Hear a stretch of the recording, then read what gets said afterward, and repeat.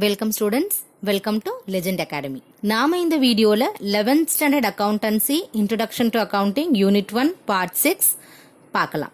வாங்க வீடியோக்குள்ள போகலாம். நாம இந்த வீடியோல basis of accounting and role of an accountant detail பார்க்கலாம். பேசிஸ் ஆஃப் அக்கவுண்டிங்னா என்னமா? அதாவது நாம நம்முடைய ஃபினான்ஷியல் டிரான்சாக்ஷன்ஸை எந்த பேசிஸ்ல அக்கவுண்ட் பண்றோம், அதாவது கேஷ் டிரான்சாக்ஷன்ஸ் மட்டும் அக்கவுண்ட் பண்றோமா இல்ல கிரெடிட் டிரான்சாக்ஷன்ஸும் சேர்த்து அக்கவுண்ட் பண்றோமா அப்படின்னு சொல்றதுதான் இந்த பேசிஸ் ஆஃப் அக்கவுண்டிங்.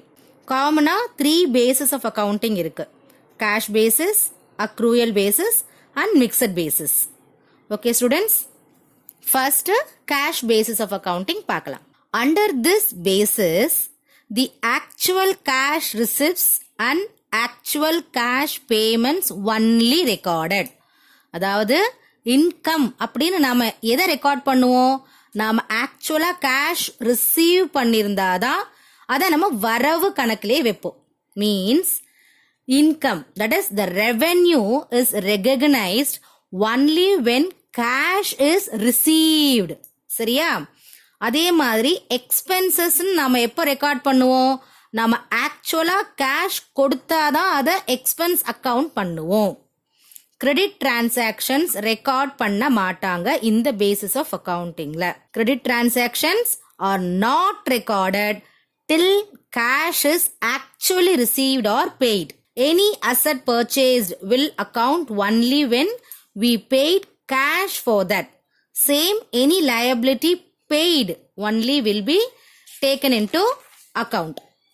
இந்த மாதிரி கேஷ் பேசிஸ் ஆஃப் அக்கவுண்ட்ஸ் வந்து சர்வீஸ் இண்டஸ்ட்ரியில ஃபாலோ பண்ணுவாங்க. அதாவது டாக்டர்ஸ், லாயர்ஸ், சார்ட்டர்ட் அக்கவுண்டன்ட் இவங்கெல்லாம் மோஸ்ட்லி கேஷ் பேசிஸ் தான் ஃபாலோ பண்ணுவாங்க. அவங்க சர்வீஸ் சார்ஜஸ், அதாவது ஃபீஸ் ஆக்சுவலா கேஷ் ரிசீவ் பண்ணாதான் அதை அக்கவுண்ட் பண்ணுவாங்க அவங்க இன்கம்னு. அதே மாதிரி கேஷ் ஸ்பெண்ட் பண்ணாதான் அதை எக்ஸ்பென்சஸ் ட்ரீட் பண்ணுவாங்க. Next, accrual or mercantile basis of accounting. இதுதான் standard form of accounting, legally accepted. இந்த மெத்தட் தான் நாம இந்த அக்கவுண்டன்சி சப்ஜெக்ட்ல படிக்க போறோம். சோ கவனமா கேளுங்க.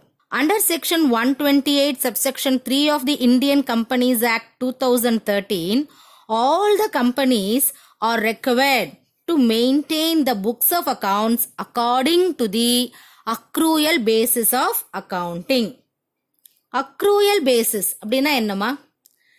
Any income or expenditure, whether you paid or not, whether you received or not in cash, if that income or expenses is pertaining to that particular accounting year, we have to account that income or expenses in that year accounts itself. இப்போ நாம ஒரு பொருளை sale பண்ணியிருக்கோம், but we have not received the cash immediately. இந்த credit டிரான்சாக்ஷனை நாம account பண்ணணுமா வேண்டாமா? கண்டிப்பா அக்கவுண்ட் பண்ணணும். Because you earned income but not received the cash. So இதுதான் accrual basis. இந்த accrual basis transactions நாம account பண்ணணும். One more example. இப்போ நம்ம இந்த மந்த் ஒரு எக்ஸ்பெண்டிச்சர் இன்கர் பண்ணியிருக்கோம். சே எம்ப்ளாயோட சேலரின்னு வச்சுக்கோங்களேன். இந்த மந்தோட சேலரி நம்ம நெக்ஸ்ட் மந்த் தான் பே பண்றோம். ஸோ இப்போ இந்த சேலரி இந்த மந்த் அக்கவுண்ட் பண்ணணுமா இல்லை நெக்ஸ்ட் மந்த் பே பண்ணுறோம்ல அந்த மந்த் அக்கவுண்ட் பண்ணணுமா? கண்டிப்பாக இந்த மந்த் தான் அக்கவுண்ட் பண்ணணும். எந்த மந்த் இந்த எக்ஸ்பெண்டிச்சர் நீங்கள் இன்கர் பண்ணுறீங்களோ அந்த மந்த் தான் அந்த எக்ஸ்பெண்டிச்சர் நீங்கள் அக்கவுண்ட் பண்ணணும். நீங்கள் நெக்ஸ்ட் மந்த் பே பண்ணாலும் அந்த எக்ஸ்பெண்டிச்சர் எந்த மந்தோடது? இந்த கரண்ட் மந்தோடது. So under accrual basis of accounting, the revenue, whether received or not, but has been earned or accrued during the accounting period, the expenses incurred, whether paid or not, are recorded. Like any asset purchased, whether cash is paid or not, any liability incurred, whether paid or not, during the accounting period, we have to account that expenses on that accounting period only. This is what accrual basis of accounting. The last one is hybrid or mixed basis of accounting. In the accounting they will use both cash basis and accrual basis of accounting. அதாவது revenues and assets are generally recorded on cash basis, whereas expenses and liabilities are generally taken on accrual basis of accounting. Okay students, next role of an accountant. accountant ஓட role என்னன்னு பார்க்கலாம். சரிங்களா? First one is record keeper. Record keeper na he is only maintaining all the records of financial transactions in a systematic way. So he is maintaining a systematic record of financial transactions. He prepares the financial statements and financial report. Financial statements na profit and loss account and balance sheet. Financial reports to the management. Okay. Next, provider of information to the management. So correctana systematic record of transactions our கையில இருக்கிறதால he is providing the financial information to the management for taking decisions and controlling the cost, price, everything. Next one is protector of business assets.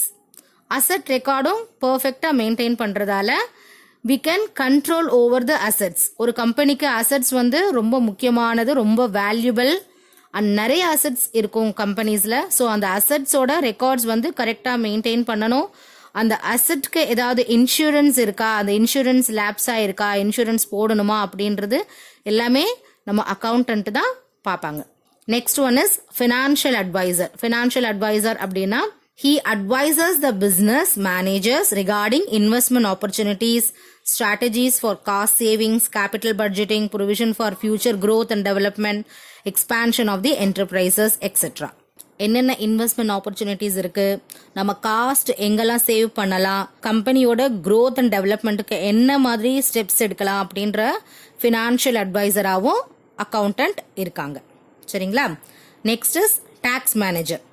அதாவது he ensures the tax returns perfect கரெக்டா நம்ம வந்து அந்த time பிரகாரம் நம்ம tax returns வந்து file பண்ணணும். அது ஒரு இம்பார்ட்டன்ட் திங். சரிங்களா? ஸோ அந்த வேலையை யார் பார்க்கறது?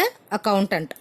he ensures the tax returns are prepared and filed correctly on time and payment of tax is made on time. he is also advised the management regarding the reduction of tax burden, availing tax exemptions என்னெல்லாம் பண்ணலாம் அப்படின்னு சொல்ற நிறைய இன்ஃபர்மேஷன்ஸும் accountant கொடுப்பாங்க.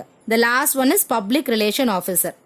Means accounting informations வந்து வேற யார் interested users இருக்காங்க இல்லையா, அவங்களுக்கு என்ன இன்ஃபர்மேஷன் கொடுக்கணுமோ according to the requirement he will provide. these are all the roles of accountant. நாம இப்போ ஃபர்ஸ்ட் யூனிட் கம்ப்ளீட் பண்ணியாச்சு. கம்மிங் வீடியோஸ்ல நாம யூனிட் 2 பார்க்கலாம். சரிங்களா ஸ்டூடெண்ட்ஸ்? இந்த வீடியோ உங்களுக்கு பிடிச்சிருந்ததுன்னா லைக் பண்ணுங்க, ஷேர் பண்ணுங்க, கமெண்ட் பண்ணுங்க. Please subscribe my channel, click the bell button. Thank you.